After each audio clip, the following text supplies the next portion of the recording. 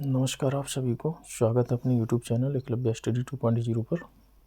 तो आज समझते हैं ट्रिग्नोमेट्रिकल फंक्शन के बारे में, जो कि class 9th, class 10th, class 11th और क्लास 12th यानी कि ऊपर की क्लास के लिए बहुत कंपलसरी है।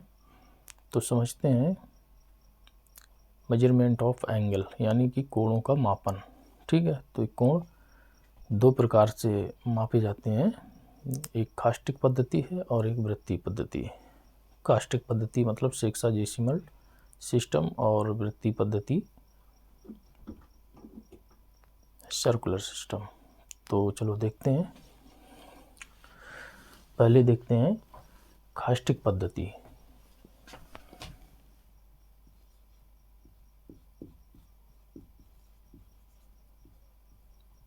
कास्टिक पद्धति सेक्साजेसिमल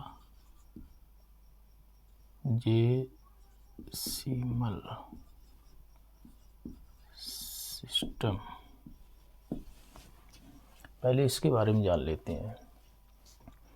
मान लीजिए कि कोई एक हॉरिजेंटल लाइन है जिसको बोलते हैं स्ट्रेट लाइन। ठीक है, हमने एक हॉरिजेंटल लाइन ले ली, स्ट्रेट लाइन। अब इसमें हम एक वर्टिकल लाइन डालेंगे। वर्टिकल मतलब लंबवत लाइन। लंबवत यहाँ से एक लंब रूप में हम डाल देंगे तो ये जो हॉरिजेंटल लाइन है ये 180 अंश के बराबर है, क्योंकि सीधी लाइन 180 अंश के बराबर होती है। जब हम इसमें एक वर्टिकल यानी कि लंबवत रेखा डाल देंगे तो ये दो बराबर कोणों में विभाजित हो जाएगी। वो दो बराबर कोण कौन से होंगे? 90 अंश और 90 अंश।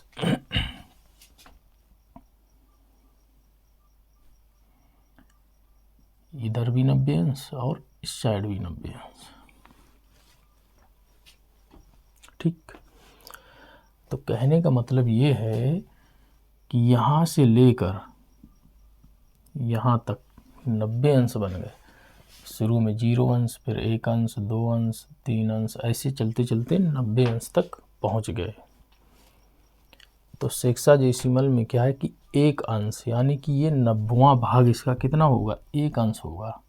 ये 90 भाग हो गए, अब इसका 90वां भाग 1 अंश होगा। कैसे समझते हैं?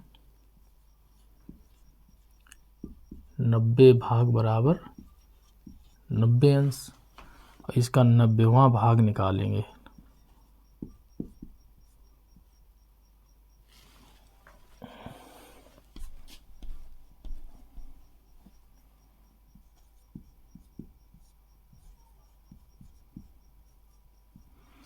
नब्बेवां भाग कितना हो जाएगा? 90 बटे में बराबर 1 डिग्री। ठीक, इसका 90वां भाग 1 अंश के बराबर होगा। अब 1 अंश जो होता है वो 60 मिनट के बराबर होता है और 1 मिनट जो होता है वो 60 सेकंड के बराबर होता है। बस यही कास्टिक पद्धति में बताया गया है। लिख लेते हैं, 1 अंश बराबर 60 मिनट। मिनट को इससे डिनोट करते हैं, एक कॉमा जैसा लगा देते हैं ऊपर, इसको में लिख देते हैं 60 मिनट।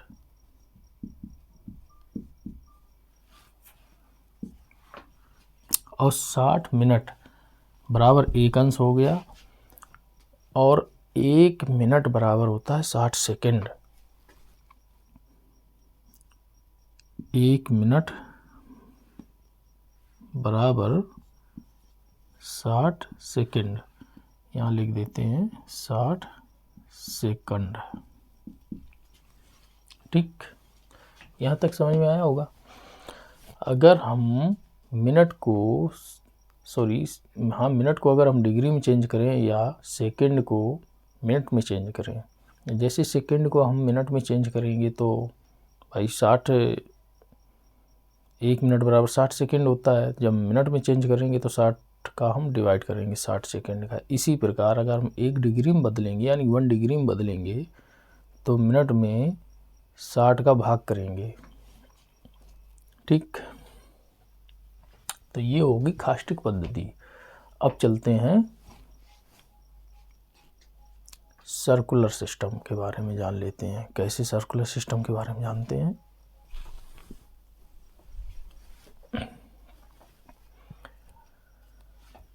चलो इसको मिटा देता हूँ।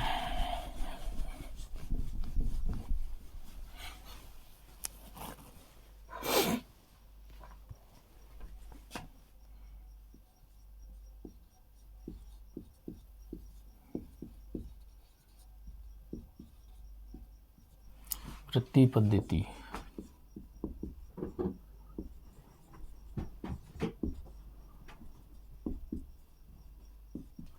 Circular system.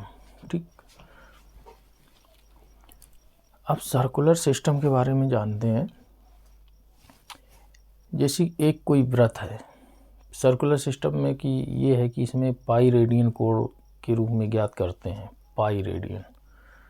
तो पाई रेडियन एंगल को ज्ञात करने के लिए जैसे कि एक सर्कल मान लिया, सर्कल की जो त्रिज्या है उस त्रिज्या के बराबर एक चाप लेंगे, उस चाप से बना हुआ जो एंगल है वही 1 रेडियन के बराबर होता है। इस बात को आप कायदे से और अच्छे से समझ लें। चलो देखते हैं, एक सर्कल बनाते हैं।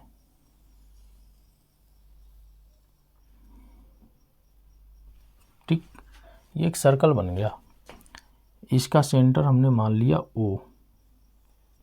ठीक, ये एक सर्कल हो गया, इसका सेंटर हमने O मान लिया और इसकी एक त्रिज्या हमने मान ली OA। OA एक त्रिज्या होगी, इसकी एक रेडियस होगी जिसको हमने मान लिया R। ठीक, अब क्वेश्चन क्या कह रहा है कि OA जो एक रेडियस है, इसी रेडियस की लेंथ के बराबर एक चाप डाला जा रहा है। ठीक, ये चाप डाल देंगे इसके हम परिधि में। चलो यहाँ पे हमने चाप डाल दिया और इसको हमने यहाँ से ऐसे जोड़ दिया। ठीक, ये जो चाप डाली इसको हमने B मान लिया। अब कहने का मतलब ये है कि जितनी लेंथ OA की है उतनी ही लेंथ OB की है और उतनी ही लेंथ इस चाप AB की है। समझ रहे?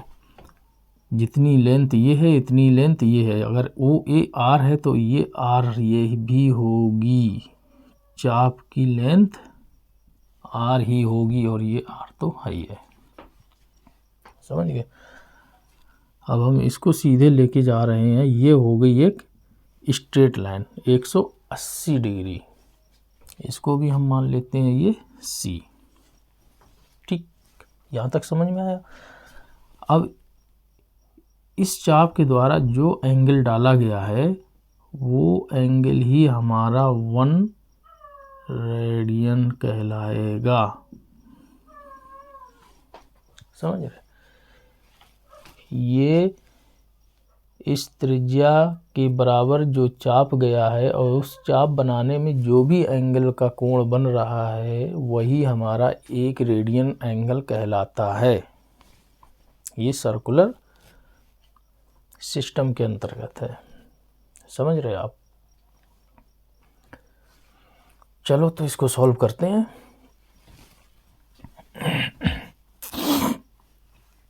ज्योमेट्री की लैंग्वेज से चलते हैं। ज्योमेट्री की परिभाषा यानी कि ज्यामिति की परिभाषा से क्या है कि एंगल बटे में टोटल एंगल, यही तो होता है ज्योमेट्री में। एंगल बटे में टोटल एंगल बराबर चाप बटे में टोटल चाप। ठीक, लेते हैं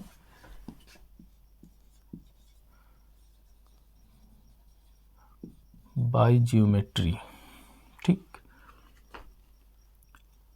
लेते हैं कि चाप एंगल पहले लेते हैं, एंगल लेते हैं AOB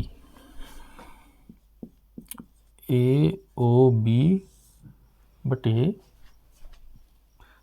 ये एंगल हो गया और ये टोटल एंगल हो गया, ये वाला एंगल, ये एंगल ये हो गया, ये एंगल ये हो गया। तो ये जो एंगल है ए सी, ए ओ सी, एंगल ए ओ सी, इसको लिख देते हैं एंगल ऑफ ए ओ सी। ठीक, हम लिख दिए एंगल ऑफ ए ओ सी बराबर चाप, चाप ये हुई और एक चाप ये हो गई जाके यहाँ तक। तो चाप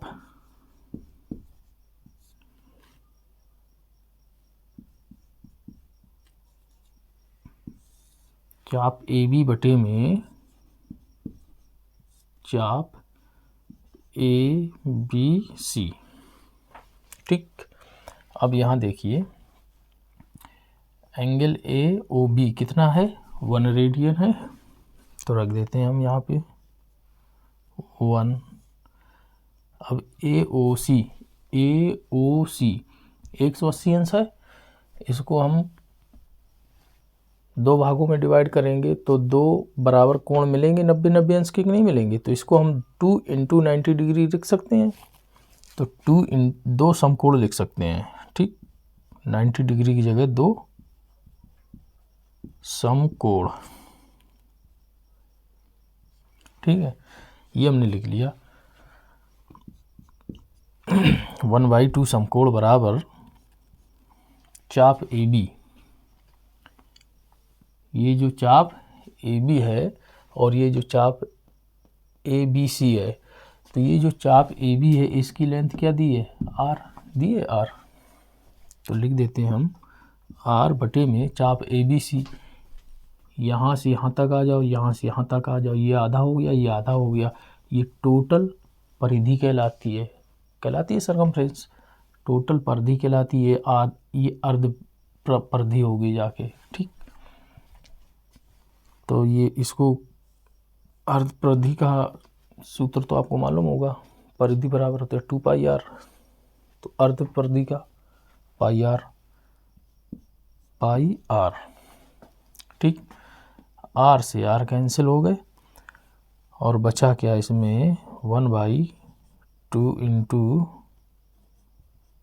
समकोण 180 रख देते डायरेक्ट यार, कोई दिक्कत नहीं थी, 1/π। ठीक,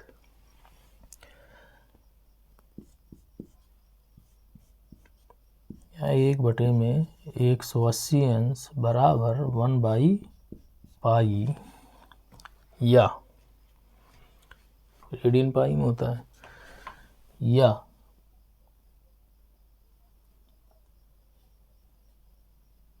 1 रेडियन बराबर 180 बटे में पाई। ये वैल्यू रेडियन पे आएगी, इसको यहाँ लिख देते हैं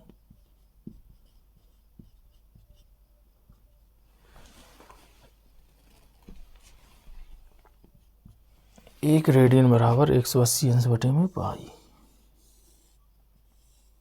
यही निकाला जा रहा है। समझ गए?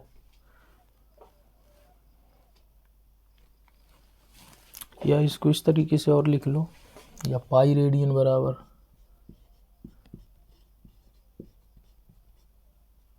पाई रेडियन बराबर 180 अंश। ज़्यादातर यही याद रहता है लोगों को, पाई रेडियन बराबर 180 अंश, यानी पाई की वैल्यू 180 अंश के बराबर,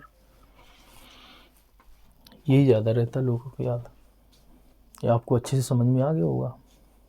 ठीक है, तो आगे चलते हैं, पहले इसको साफ कर देते हैं। ठीक,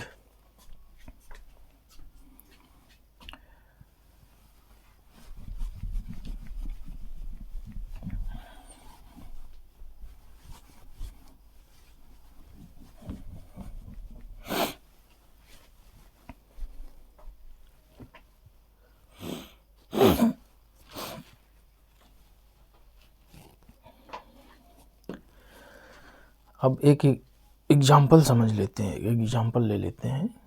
कैसे करते हैं एग्जाम्पल लेके, चलो मान लेते हैं π/4।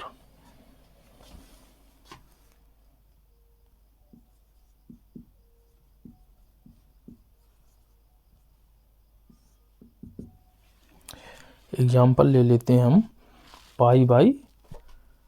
4 रेडियन, उसको हमको डिग्री में कन्वर्ट करना है। ठीक,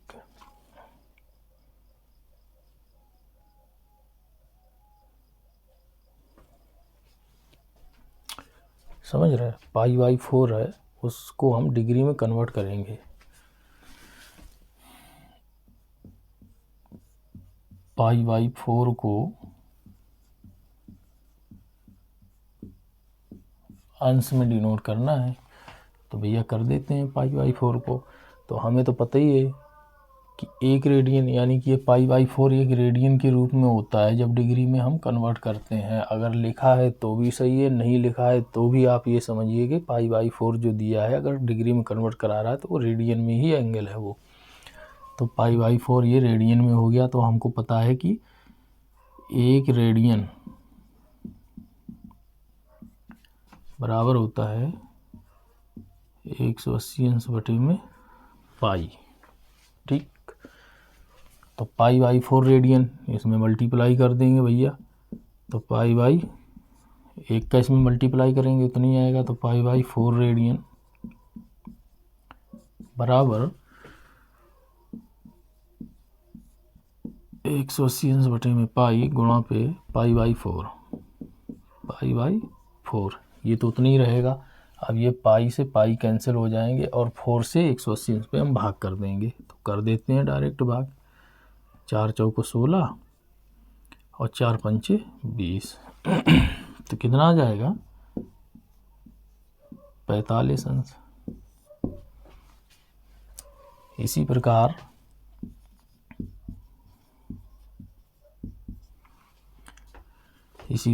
π/3 को अंश में व्यक्त कीजिए। कर देते हैं भैया। तो π/3 रेडियन बराबर 180 अंश बटे में पाई गुणा में π/3, पाई से पाई कैंसिल, डिवाइड कर देंगे 60। कितना आया 60 अंश। इसी प्रकार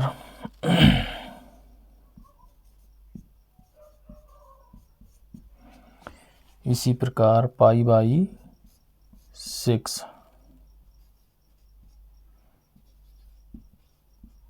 को अंश में, तो कर देते हैं भैया। π/6 बराबर 180 अंश बटे में पाई गुणा में पाई, यहाँ डिग्री लगा देते हैं, पाई से पाई कैंसिल, डिवाइड कर देते हैं, कितना आएगा 30 अंश। 6 × 18, ये 6 18। इस तरीके से ये वृत्तीय पद्धति कहलाती है। मैं समझ रहा हूँ कि आपको अच्छे से समझ में आया होगा और कोशिश यही रहेगी कि आपको अच्छे से समझ में आए। धन्यवाद। आज की वीडियो यहीं ख़त्म करते हैं। आज की क्लास यहीं पे समाप्त हो रही है। तो अगर अच्छा लगे तो भैया सब्सक्राइब ज़रूर करिएगा और अपने दोस्तों को शेयर ज़रूर करिएगा और लाइक। धन्यवाद, नमस्कार।